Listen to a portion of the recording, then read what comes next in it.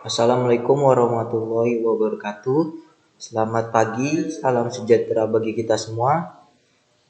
Kami dari kelompok 8 ingin mempresentasikan tentang sumber daya manusia dan desain kerja. Kelompok 8 terdiri dari Fajar Setia Pratama, yaitu saya sendiri. Lalu yang kedua itu ada Arif Fajar Wibowo. Yang ketiga ada Ilmi Nafia. Yang keempat ada Aldi Kurniawan. Yang kelima ada Laire Dafa Muhammad.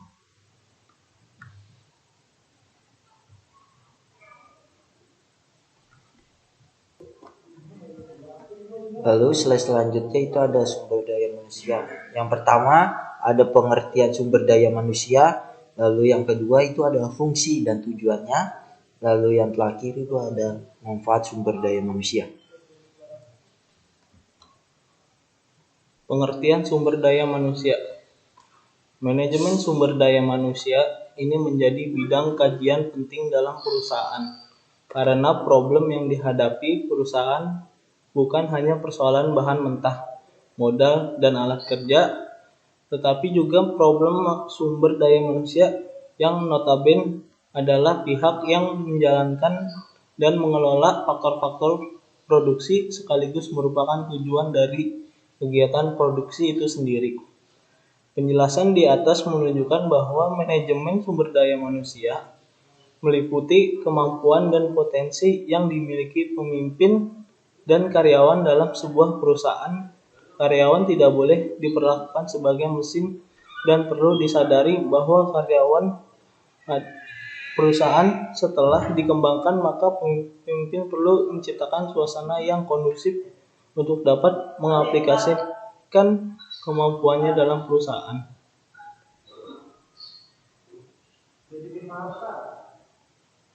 Fungsi sumber daya manusia. Tugas manajemen sumber daya manusia adalah untuk mengelola manusia seefektif mungkin agar diperoleh suatu satuan sumber daya manusia yang saling memberi manfaat. Manajemen sumber daya manusia merupakan bagian dari manajemen umum yang memfokuskan pada sumber daya manusia. Fungsi-fungsi manajemen sumber daya manusia meliputi: yang pertama ada perencanaan sumber daya manusia, yang kedua ada pengangkatan dan pemberhentian karyawan, yang ketiga ada pengupahan tunjangan, yang keempat penilaian kinerja, pengembangan karir, yang kelima pelatihan dan pengembangan, yang terakhir ada keselamatan dan kesehatan kerja. Tujuan manajemen sumber daya manusia pada masing-masing perusahaan bersifat variatif. Menurut Ulrich dan Leck, sistem manajemen sumber daya manusia dapat menjadi sumber kapabilitas perusahaan yang memungkinkan perusahaan untuk terus belajar memperagakan peluang baru.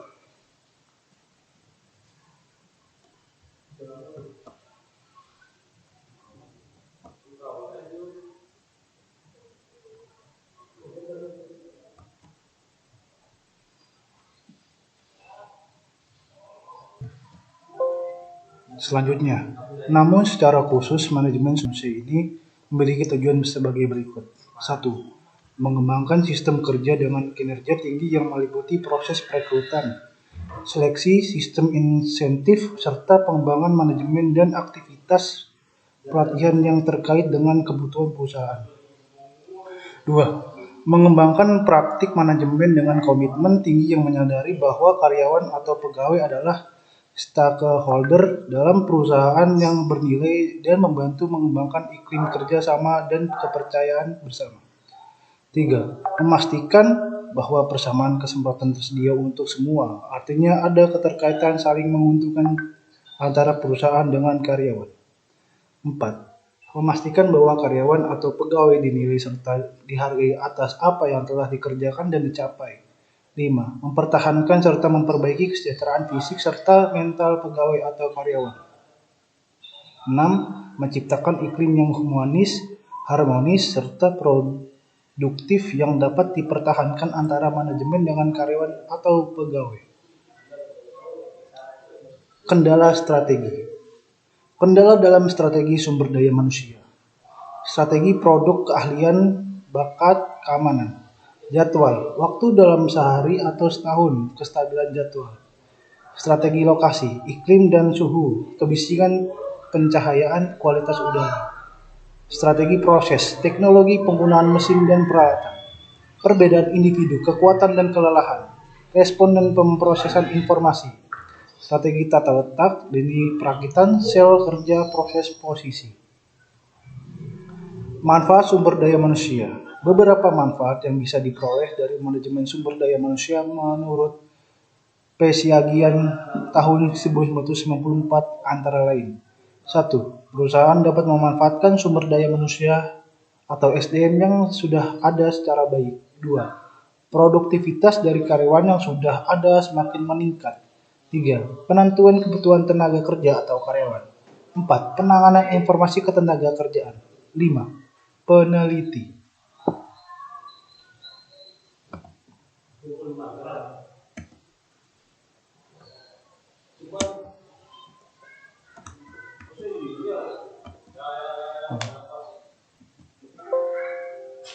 Selanjutnya, desain kerja.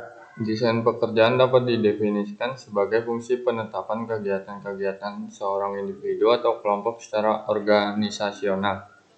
Tujuannya adalah untuk mengatur penugasan-penugasan kerja yang memenuhi kebutuhan organisasi dan teknologi, dan memuaskan kebutuhan-kebutuhan pribadi dan individual para pemegang jabatan. Komponen yang ada di desain kerja. Sebuah pendekatan yang menetapkan tugas-tugas yang terkandung dalam suatu pekerjaan bagi seorang atau sebuah kelompok. Terdapat beberapa komponen desain kerja, yaitu yang pertama spesialisasi pekerjaan, yang kedua ekspansi pekerjaan, 3 komponen psikologis, 4 tim mandiri, 5 motivasi, dan 6 sistem insentif, ergonomi dan metode kerja, dan tempat kerja yang visual. Spesialisasi pekerjaan merupakan pembagian kerja menjadi tugas-tugas yang unik. Pentingnya sebuah desain kerja adalah sebagai sebuah variabel manajemen dikaitkan pada ekonomi abad ke-18. Adam Smith menyarankan bahwa sebuah bagian tenaga kerja yang juga dikenal sebagai spesialisasi tenaga kerja atau spesialisasi pekerjaan akan membantu mengurangi biaya tenaga kerja montir yang memiliki banyak keahlian. Hal ini dapat dicapai dengan beberapa cara. A. Pengembangan keterampilan dan pembelajaran yang lebih cepat oleh karyawan karena adanya pengulangan. B. Lebih sedikit waktu yang terbuang karena karyawan tidak perlu mengubah pekerjaan dan perkakas. C. Pengembangan perkakas yang khusus dan penggunaan investasi karena setiap karyawan hanya memiliki sedikit perkakas yang dibutuhkan untuk tugas tertentu. Tim-tim yang mandiri. Tim yang mandiri yaitu sekelompok individu yang diperdayakan dan bekerja bersama-sama untuk meraih sebuah tujuan yang sama. Tim-tim seperti ini dapat dikelola untuk tujuan jangka panjang atau jangka pendek. Tim-tim ini efektif karena pada dasarnya mereka dapat menyediakan pemberdayaan karyawan, memastikan adanya karakteristik pekerjaan inti. Ergonomi dan metode kerja. Ergonomi, manajer operasi tertarik membangun satu alat penghubung antara manusia dengan mesin. Analisis metode memusatkan perhatian bagaimana saat sebuah tugas dikerjakan dengan menggunakan pengetahuan ergonomi, dan analisis metode diberi tanggung jawab untuk memastikan standar kualitas dan jumlah yang sesuai telah dicapai secara efisien dan aman. Analisis metode dan teknik-teknik yang berkaitan sangat berguna dalam lingkungan kantor dan juga pabrik. Standar tenaga kerja. Sejauh ini telah dibahas perencanaan tenaga kerja dan desain kerja. Persyaratan ketiga dari strategi tenaga kerja yang efektif adalah menetapkan standar tenaga kerja. Perencanaan tenaga kerja yang efektif bergantung kepada pengetahuan akan tenaga kerja yang dibutuhkan.